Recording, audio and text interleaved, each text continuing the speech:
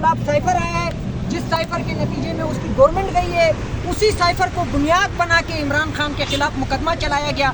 यानी 1 साल जो इमरान खान को जेल में रखा गया, या 1 साल पहले वो 1 साल मुसलसल अदालतों की पेशियां करते रहे, ये इन्होंने इंतहाई ज़्यादती की हमारे लीडर के साथ। इस चीज़ से साबित है कि इस मुल्क में निज़ाम इंसाफ में खामियां मौजूद है और इस मुल्क के सिस्टम में खामियां मौजूद है। इन खामियों को ख़त्म करने के लिए, हकीकी आज़ादी के लिए इमरान खान मुसलसल जदोजहद कर रहा है। और हम कौम से अपील करते हैं, इमरान खान अपनी ज़ात की जंग नहीं लड़ रहा है, न इमरान खान पाकिस्तान तहरीक इंसाफ की जंग लड़ रहा है। इमरान खान मेरे और आपके मुस्तकबिल की जंग लड़ रहा है। अगर इमरान खान इस जंग में नाकाम हुआ तो ये आपके मुल्क की नाकामी होगी, इमरान खान की नाकामी नहीं होगी। इमरान खान के रिहाई के लिए इस वक्त हम लोगों ने सवाबी में धरना बिठाया है। हम तमाम पाकिस्तानियों से अपील करते हैं कि आप सवाबी धरने को भी ज्वाइन करें, क्योंकि इस मुल्क में इंसाफ के लिए आपको वाहिद रास्ता जो नज़र आता है वो रेजिस्टेंस है, वो मुज़ाहिमत है।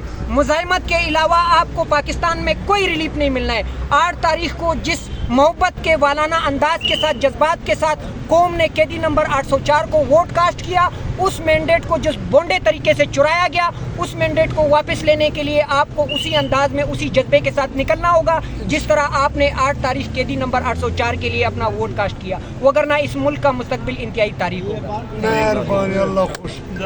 तेरे जाने सा